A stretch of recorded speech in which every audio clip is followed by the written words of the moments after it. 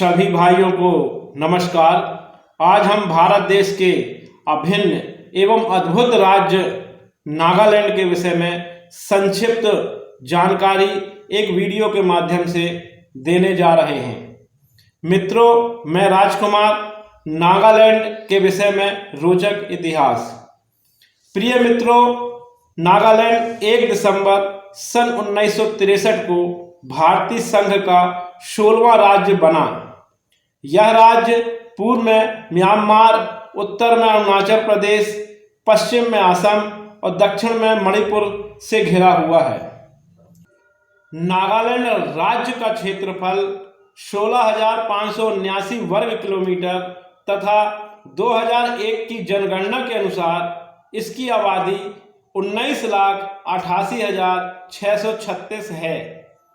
असम घाटी की सीमा से लगे क्षेत्र के अलावा इस राज्य का क्षेत्र अधिकांश पहाड़ी है। इसकी सबसे ऊंची पहाड़ी सरमती है, जिसकी ऊंचाई लगभग 3,840 मीटर है और यह पर्वत श्रृंखला नागालैंड और म्यांमार के बीच एक प्राकृतिक सीमा रेखा खींच देती है।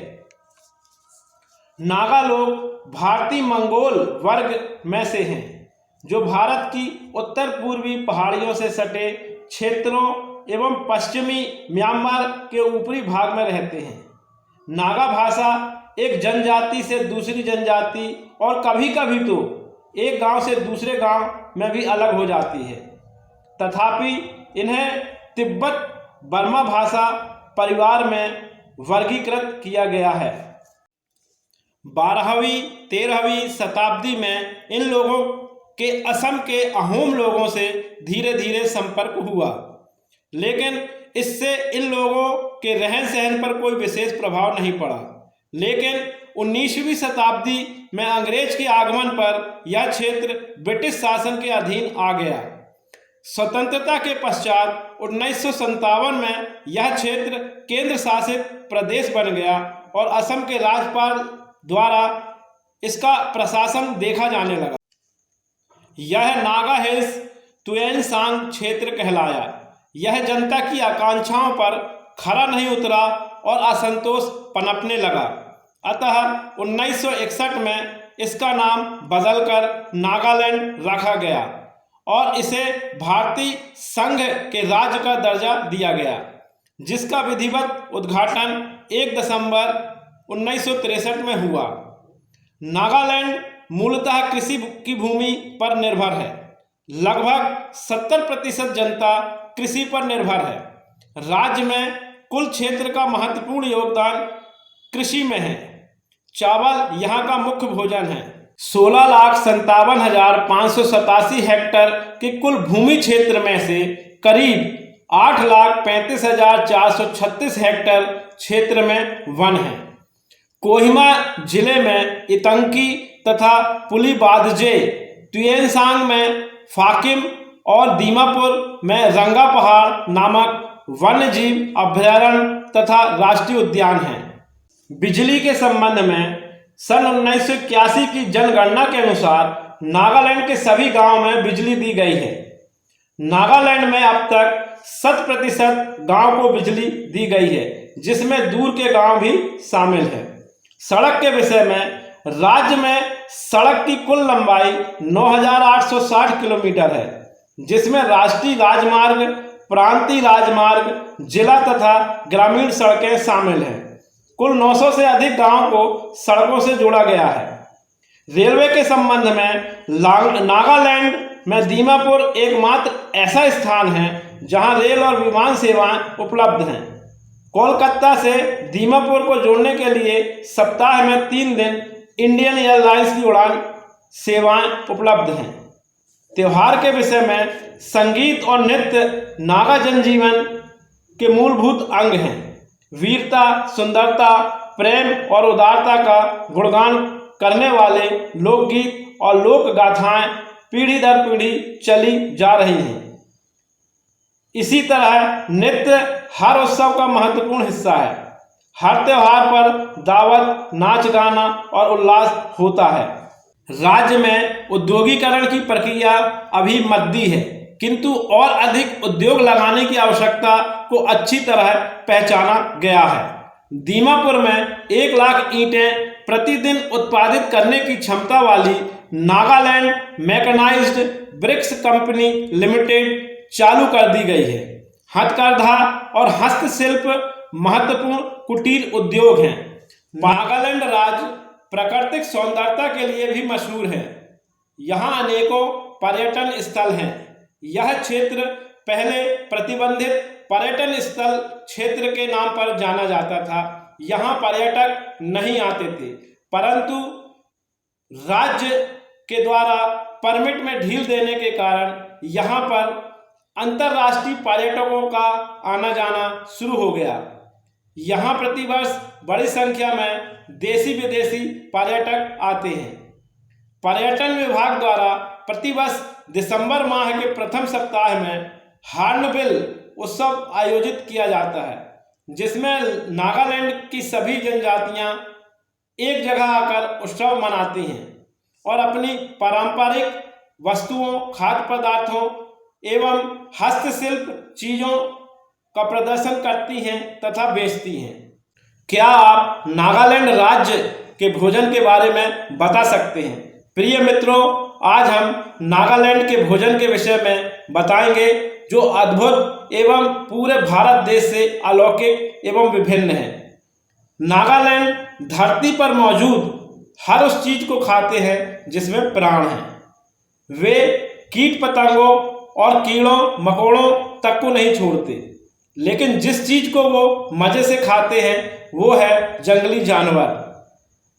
वह स्वभाव से ही लड़ाके होते हैं। शिकार करना उन्हें बेहद पसंद है और जंगली जानवरों का मांस उनकी खुशी में 4 चांद लगा देता है। लेकिन दिल्ली और उत्तर भारत के चिकन प्रेमियों को शायद इसे देखकर उल्टी आ जाए।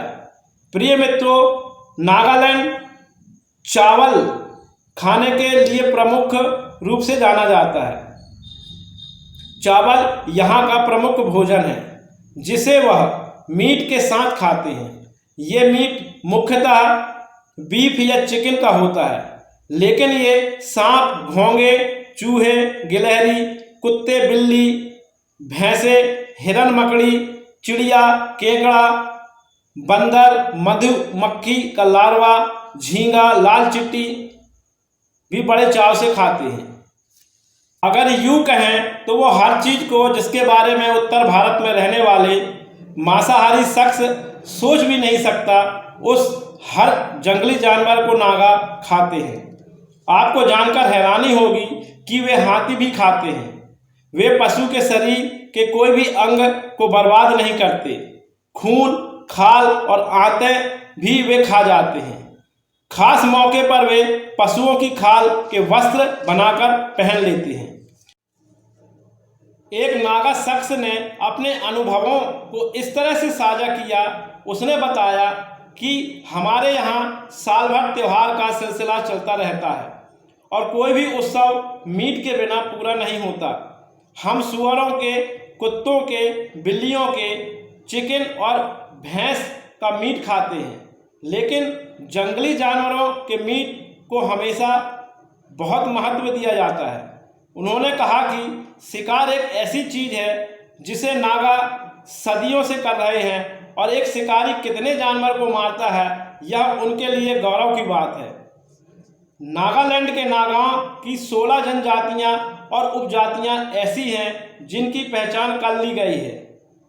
इनकी अच्छी खासी आबादी अरुणाचल प्रदेश, असम, मणिपुर और पूर्वी म्यांमार में स्थित है। जानवरों को मारकर पकाने में ही नहीं बल्कि उन्हें पकाने के तरीके में भी नागा पूर्वोत्तर की बाकी जनजातियों से भिन्न है। वह मीट के उठने वाले धुएं को सूंघते हैं और एक विशेष पद्धति का इस्तेमाल कर उसे खुशबूदार बनाते हैं। कुछ मीट पर अनीसी लगाते हैं जो शकरकंद की पत्तियों से बना होता है। नागालैंड में मेढक चिकन की तरह खाया जाता है। ज़्यादातर मीट को उबाला जाता है और उचित मसालों के मिश्रण से उन्हें तैयार किया जाता है। मेढक मधुमक्खियों के लार्वा और कीड़े मकोड़े को ड्राई होने तक फ्राई किया जाता है और उनमें अदरक, लहसुन और मिर्च मिलाया जाता है। घोंगे को ढेर सारी मिर्च डालकर पकाया जाता है। कुत्ते के मीट के लिए अदरक, नागा काली मिर्च और सूखी लाल मिर्च को सबसे अच्छा मसाला माना जाता है। दीमापुर के गांव का बुधवार मार्केट यहाँ की जनजातियों में खासा मशहूर है। यहाँ जानवर, कीड़े मकोड़े और बड़ी संख्या में बिक्री होती है। नागाओं का एक समुदाय कुछ जानवरों को खाने को लेकर रोचक जानकारी भी प्रचलित यहाँ पर है। वह मानते हैं कि ऐसा करने से उस जंतु का गुण शख्स में ट्रांसफर हो सकते हैं। एक शख्स ने बताया कि हम महिलाओं को बंदर खाने की इजाज़त नहीं देते क्योंकि हम मानते हैं कि ये उन्हें निरंकुश बना देगा। इस रोचक जानकारी के बावजूद कई नागा महिलाएं बंदर खाती हैं। यही नहीं, गर्भवती महिलाओं को भालू का मीट खाने की इजाज़त नहीं है क्योंकि उसे स्टूपिड जानवर माना जाता है।